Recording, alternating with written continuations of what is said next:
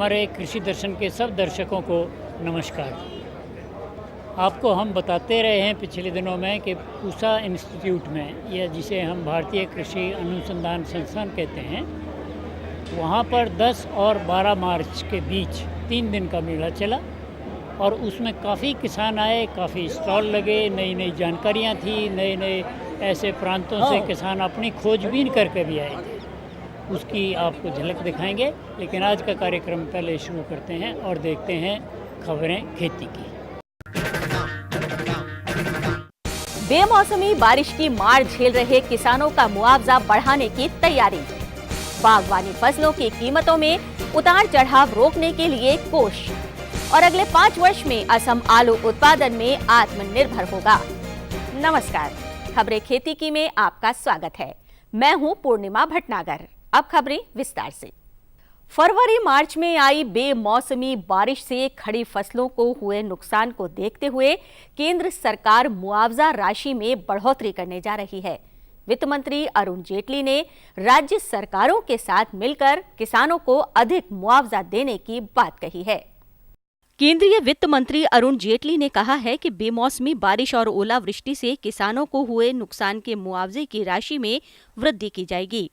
राजस्थान में प्रभावित क्षेत्रों के दौरे के दौरान किसानों को हुए नुकसान से आहत वित्त मंत्री अरुण जेटली ने कहा कि प्रधानमंत्री किसानों को हुए नुकसान से काफी दुखी हैं और सरकार मुआवजे की सीमा बढ़ाने जा रही है, जिससे जिन किसानों की फसल को नुकसान पहुंचा है उन्हें मदद मिल सके। वित्त मंत्री ने किसानों को हर संभव मदद प्रदान करने की बात कही और बताया कि केंद्र सरकार और राज्य सरकार आपसी सहयोग से किसानों की हर प्रकार से मदद करेंगे। केंद्र ने राज्य सरकारों को SDRF यानी राज्य आपदा सहायता निधि से राशि निकालकर किसानों को तुरंत मदद पहुंचाने को कहा है। देश के 14 राज्यों में बेमौसमी बारिश और ओलावृष्टि से करीब 1 करोड़ 6 लाख हेक्टेयर भूमि पर खड़ी फसल बर्बाद हो गई है। जल्द खराब हो जाने वाली बागवानी फसलों के दामों में उतार चढ़ाव से किसान काफी परेशान रहता है। केंद्र सरकार ने मूल्य के उतार चढ़ाव को नियंत्रित करने के उद्देश्य से एक नए कोष के लिए मंजूरी दी है। केंद्र सरकार के कृषि एवं सहकारिता विभाग ने कृषि बागवानी उत्पादों में मूल्य नियंत्रण के लिए बाजार में हस्तक्षेप करने के लिए केंद्रीय सेक्टर योजना के रूप में 500 करोड़ रुपए के PSF यानी मूल्य स्थायीकरण कोष को मंजूरी दे दी है। इस कोष का उपयोग राज्य सरकारों और केंद्र की एजेंसियों को ब्याज मुक्त अग्रिम ऋण देने के लिए किया जाएगा। इस कोष के द्वारा कृषि बागवानी उत्पादों को खेत या मंडी से सीधे किसानों से खरीदा जाएगा और उपभोक्ताओं को उचित मूल्य पर उत्पाद उपलब्ध कराए जाएंगे। शुरुआत में इस कोष का उपयोग आलू व प्याज की फसलों की खरीद और बिक्री के लिए किया जाएगा। यदि कोई नुकसान होता है तो उसे केंद्र व राज्य सरकारें मिलकर वहन करेंगी। इस योजना का सीधा लाभ किसानों को तो मिलेगा ही, साथ ही उपभोक्ताओं को भी फायदा पहुंचेगा। आलू उत्पादन में असम 2019-20 तक आत्मनिर्भर हो जाएगा। इसके लिए राज्य सरकार ने प्रयास शुरू कर दिए हैं। असम सरकार ने कहा है कि 2019-20 यानी अगले 5 वर्ष में राज्य आलू उत्पादन में पूरी तरह आत्मनिर्भर हो जाएगा और इसके लिए राज्य सरकार द्वारा तमाम प्रयास किए जा रहे हैं। असम में करीब 40 लाख टन आलू प्रतिवर्ष की आवश्यकता होती है और राज्य में आलू उत्पादन 2014-15 में 17 लाख टन था। हालांकि 13-14 में असम में आलू उत्पादन 11 लाख टन और इस तुलना में एक साल में ही करीब 6 लाख टन का राज्य में अधिक उत्पादन हुआ है, जिससे राज्य में आलू उत्पादन बढ़ाए जाने की उम्मीद मजबूत हुई है। असम को हर वर्ष करीब 20 से 25 लाख टन आलू अन्य राज्यों से खरीदना पड़ता है। राज्य सरकार किसानों को आलू उत्पादन से संबंधित जानकारी उपलब्ध कराने के साथ उन्नत बीज भी उपलब्ध करा रही है। राज्य सरकार की कोशिश वहीं पर आलू के बीज तैयार करना है और इसके लिए किसानों को ट्रेनिंग भी दी जा रही है। आलू और उसके बीजों की बर्बादी रोकने के लिए असम में कई कोल्ड स्टोर का निर्माण भी किया जा रहा है और इसके लिए बिजली की आपूर्ति पर भी विशेष ध्यान दिया जा रहा है। खेती किसानी लगभग पूरी तरह मौसम पर आधारित है। इस कारण मौसम की सही जानकारी काफ़ी अहम हो जाती है। मौसम की सही जानकारी होने से किसान भाइयों आप अच्छा उत्पादन लेने में कामयाब होंगे और इससे आपकी आमदनी भी बढ़ेगी। इसलिए अब लेते हैं मौसम की जानकारी। मौसम विज्ञान विभाग के अनुसार जम्मू व कश्मीर, हिमाचल प्रदेश, असम, मेघालय, नागालैंड, मणिपुर, मिजोरम, त्रिपुरा में भारी बारिश होने की संभावना है। नया पश्चिमी विक्षोभ बन रहा है, जिसके प्रभाव में जम्मू व कश्मीर सहित पंजाब, पश्चिम उत्तर प्रदेश, हरियाणा, चंडीगढ़, दिल्ली और राजस्थान में बारिश और कई इलाकों में ओलावृष्टि होने की आशंका है। किसानों को सलाह है कि दिल्ली और आसपास के इलाकों में बारिश की संभावना है, इसलिए किसान भाई पूरी तरह पक चुकी सरसों की फसल की अति शीघ्र कटाई करें। साथ ही कटी हुई फसल को तिरपाल आदि से ढक कर रखें। खेती की खबरों में आज बस इतना ही। कृषि दर्शन कार्यक्रम में और अधिक रोचक और ज्ञानवर्धक जानकारियों के लिए देखते रहिए कृषि दर्शन। ये लो और बताओ। बस। अरे ये क्या भैया जी, बस इतनी सी रासायनिक खाद? किसानी छोड़ रहे हो क्या? किसानी नहीं, नादानी छोड़ रहे हैं। मिट्टी की जांच कराई है। अब तो लालाजी जितनी जरूरत है उतने ही उर्वरक खेत में डालेंगे। हाँ, किसान भाई आज ही अपने जिले की नजदीकी भूमि परीक्षण प्रयोगशाला में मिट्टी की जांच जरूर करवाएं और मिट्टी में पोषक तत्व, नमी व पौधे के विकास को देखते हुए केवल जरूरत के अनुसार ही पोषक तत्व डालें। और हाँ, मिट्टी में गंधक, जस्ता, बोरोन जैसे सूक्ष्म पोषक तत्वों का पता लगाना भी न भूलें। उर्वरक और जैविक खाद के सही उपयोग से भूमि का उपजाऊपन बनाए रखें, उत्पादकता बढ़ाएं, खर्चा घटाएं और बहुमूल्य विदेशी मुद्रा बचाने में भी सहयोग दें। और हाँ, धीमी गति से नाइट्रोजन उपलब्ध कराने वाले उर्वरकों जैसे नीम लेपित यूरिया को प्राथमिकता दें और यूरिया का पत्तों पर छिड़काव करें। अरे वाह, तू तो सचमुच समझदार हो गया रे। अधिक जानकारी के लिए संपर्क करें जिला कृषि अधिकारी या किसान कॉल सेंटर। पूसा कृषि विज्ञान मेला जो लगा था उसमें कहते हैं कि अंदाज़ा है लाख से ऊपर किसान आए, सब प्रांतों से लोग आए और किन्होंने अपने अपने अनुभव भी सुनाए। और काफ़ी ऐसे स्टॉल थे, किसी ने अचार का काम, किसी ने बीज का काम चालू किया है, तो किसी ने औषधियों का किया है। अलग अलग किस्म के स्टॉल थे और वहाँ पर बहुत कुछ नई तकनीकी के बारे में भी जानने को और देखने को मिला। तो इस मेले में किस प्रकार से लोगों ने रुचि दिखाई, कैसे भाग लिया और उसमें क्या क्या उन्होंने देखा, आइए देखते हैं इस मेले की कुछ झलकियां और उन किसानों के अनुभव।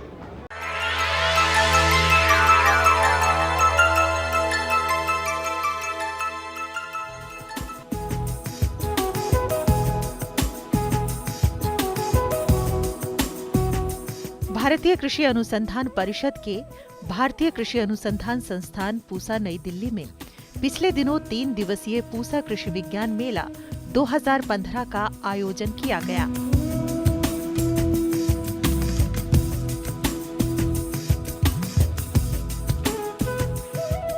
तीन दिवसीय इस मेले में हजारों किसान भाई बहनों ने भाग लिया।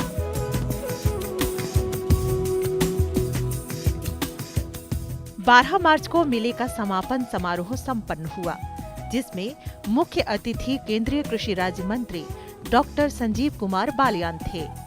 अपने समापन भाषण में केंद्रीय कृषि राज्य मंत्री ने अपने उद्गार इस तरह से प्रकट किए। इसमें कोई शक नहीं कि एग्रीकल्चर में प्रोडक्शन बढ़ी है और उसका श्रेय किसानों के साथ साथ आईसीआर और आईसीआर में भी आईआरए को जाता है। साइंटिस्ट, एग्रीकल्चर साइंटिस्ट ने जो काम किया है, कोई शक नहीं इस देश में कोई इस पर उंगली नहीं उठा सकता। एक चीज की कमी जिसकी दिखाई देती है वो है जो प्रधानमंत्री कहते हैं लैब टू लैंड, उसमें कहीं ना कहीं कमी है, उसमें कड़ी कहीं ना कहीं मिसिंग है।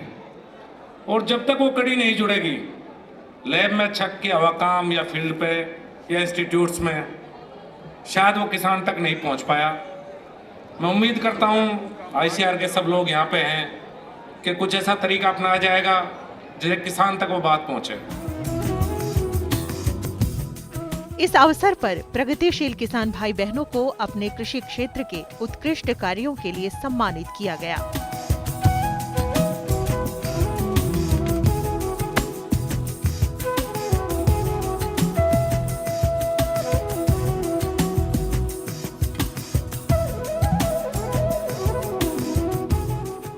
जिसमें से कुछ किसान भाइयों से हमारे संवाददाता ने बातचीत की।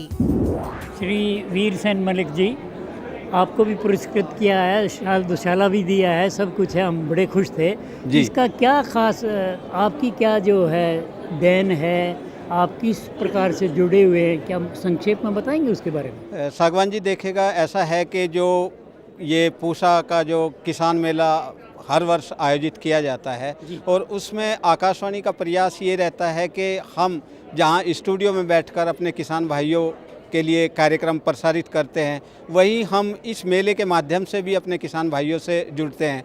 और इसमें हमारा जो लाभ ये रहता है कि पूरे देश के किसानों के हम संपर्क में आते हैं और उससे हमें एक प्रेरणा भी मिलती है कि हम अपने कार्यक्रमों में हम किसान भाइयों से बात करते हैं कि हम अपने कार्यक्रमों में किस तरह का बदलाव करें ताकि उनको जो है हमारे कार्यक्रमों के माध्यम से अधिक लाभ मिले।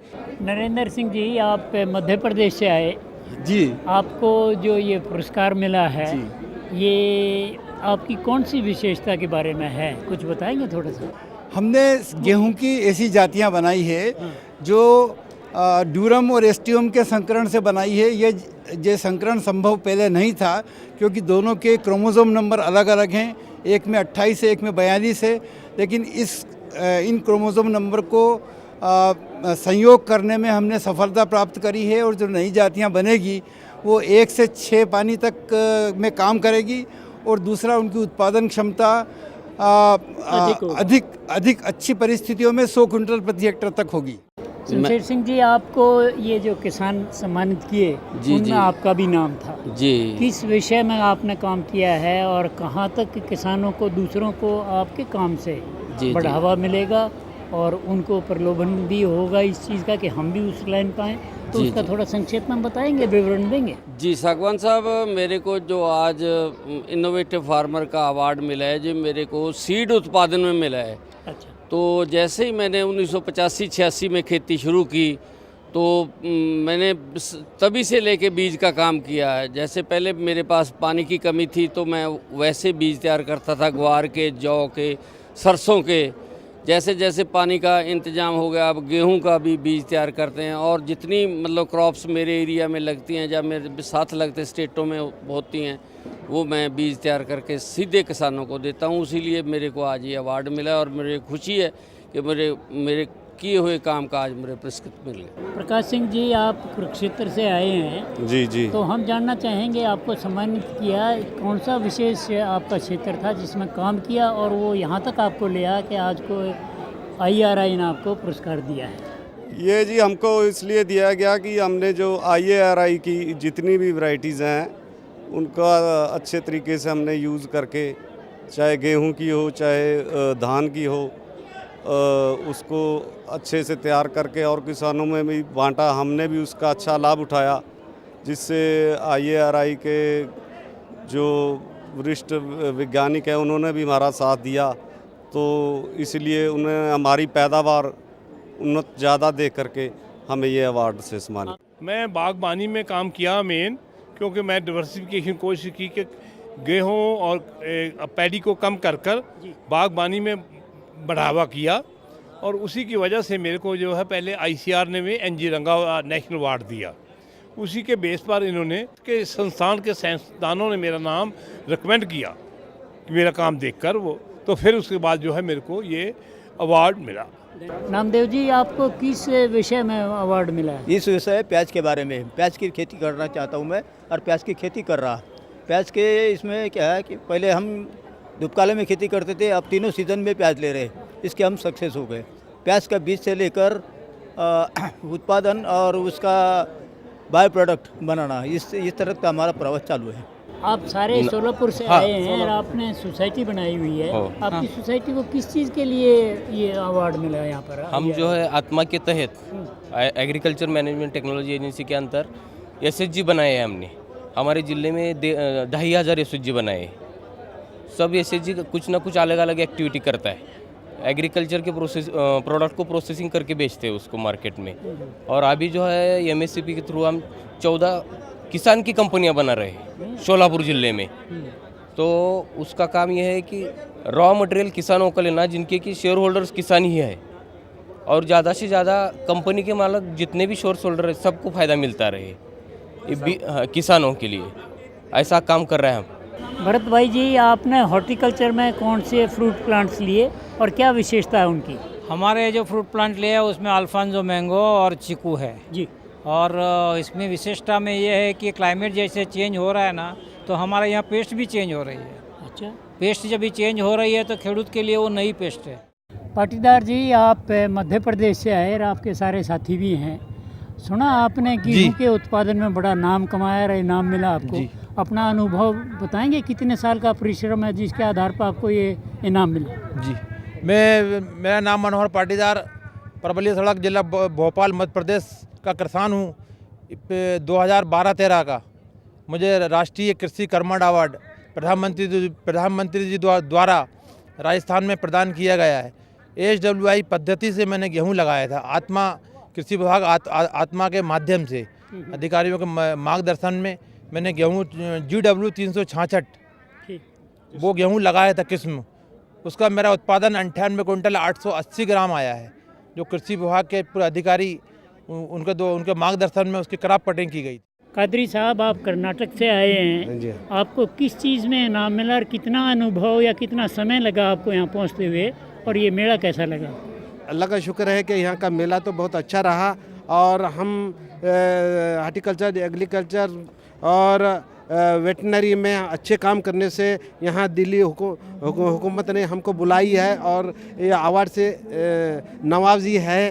और अल्लाह का शुक्र है कि यहाँ जो हमारे साइंटिस्ट वगैरह की जो तालीम लगी चल रही है 3 दिन से, इससे हम बहुत खुश हैं। इससे भी बहुत ज़्यादा मालूमात हो रहे हैं और हमने इस फील्ड में हमारा काम है कम खर्च, ज़्यादा पिकाओ और ज़्यादा ईल्ड निकालो, पैसा ज़्यादा कमाओ। लक्ष्मी प्रसाद जी, आप उत्तराखंड से आए हैं, ये पूसा किसान मेला कैसा लगा आपका, क्या अनुभव है? ये बहुत अच्छा प्रयास है, बहुत ही अच्छा कार्यक्रम है किसानों के लिए और उनकी उपज के लिए, उनके खुशहाली के लिए। इस तरह के कार्यक्रम से जो आत्मविश्वास मिलता है, जो समृद्धि की दिशा के नए नए तकनीकी और जानकारियाँ मिलती हैं, उससे निश्चित रूप से कृषि और उस क्षेत्र का विकास होगा। मैं उत्तराखंड से आया हूं और अन्य राज्यों में, अन्य क्षेत्रों में जो कुछ चल रहा है उसको देख के हमें बड़ी जानकारी मिली है और खुशी हुई है कि अपना देश अन्य क्षेत्रों के साथ साथ कृषि और खाद्यान्न के उत्पादन में भी प्रगति कर रहा है। मेले में उन्नत किस्म के बीजों की बिक्री पर विशेष जोर रहा। राष्ट्रीय बीज निगम राष्ट्रीय स्तर की संस्था है और एक और ऑर्गेनाइजेशन जो राष्ट्रीय स्तर की थी, भारतीय फार्म विकास निगम, उसका अब विलय NSC में हो जाने से अब बहुत बड़ा फार्म का एरिया भी आ गया है, करीब 22,000 हेक्टेयर का, जिसमें हम लोग ब्रीडर और फाउंडेशन सीड पैदा करते हैं। किसानों के खेतों में हम सर्टिफाइड सीड पैदा करते हैं, क्वालिटी का बीज बनाते हैं और पूरे भारत में नेशनल सीड कॉरपोरेशन अपने 70 कार्यालयों के माध्यम से विभिन्न प्रकार के फसलों का बीज उपलब्ध कराती है, जिसमें सब्जियों के बीज हैं, अन्न के फसलों के बीज हैं और रेशे के बीज, तिलहन, दलहन, सब तरह की बीज उपलब्ध कराए जाते हैं और किसानों का बहुत बड़ा सहयोग हमारे पास रहा है। हम कुल मिला के 20 से 22 लाख कुंटल बीज पैदा करते हैं। मेले में किसान चैनल की पब्लिसिटी का स्टॉल भी लगा हुआ था, जिसमें किसानों ने काफी रुचि दिखाई। इस मेले में देश भर से और विभिन्न प्रांतों से जो भी किसान आए, जिनसे हमारा सीधा इंटरेक्शन हुआ, उन्होंने हमें यही बताया कि साहब इस तरह के चैनल की ज़रूरत है और सुझाव के रूप में उन्होंने हमें ये भी बताया कि किस तरह के कार्यक्रम होने चाहिए, कौन कौन से कार्यक्रम आज किसानों के लिए या ग्रामीण क्षेत्र की जनता के लिए आवश्यक हैं, वो भी उन्होंने बताया। मैं समझता हूँ कि हम लोग जिस कार्यक्रम को ले करके एक किसान चैनल के रूप में दूरदर्शन आ रहा है, वो किसानों के अपेक्षाओं पर खरा उतरेगा और इसके लिए प्रचार प्रसार की दृष्टि से किसानों में जागरूकता पैदा करने के लिए हमने अपना स्टॉल लगाया है। और हमने ये देखिए ये पैम्फलेट्स ये भी हमने तैयार किए हैं। इस पर हमने जितने हमारे कार्यक्रम हैं उसकी रूपरेखा क्या होगी ये सारा विस्तार से बताया है और इसको पढ़ कर के किसान बहुत खुश हुए हैं। इस प्रकार ये मेला हर वर्ष की भांति इस वर्ष भी अपने उद्देश्य में पूर्णतः सफल रहा।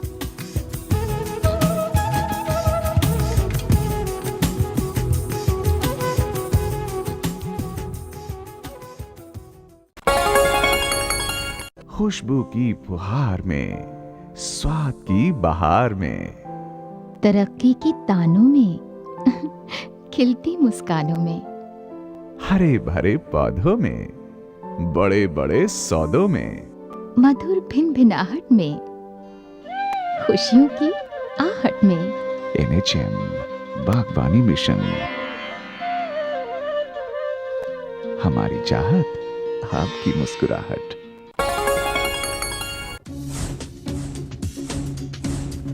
जुड़िए हमारे साथ ट्विटर पर twitter.com/कृषिदर्शन.dd, फेसबुक पर facebook.com/कृषिदर्शन.dd और देखिए कृषि दर्शन अब यूट्यूब पर भी youtube.com/user/कृषिदर्शन.dd।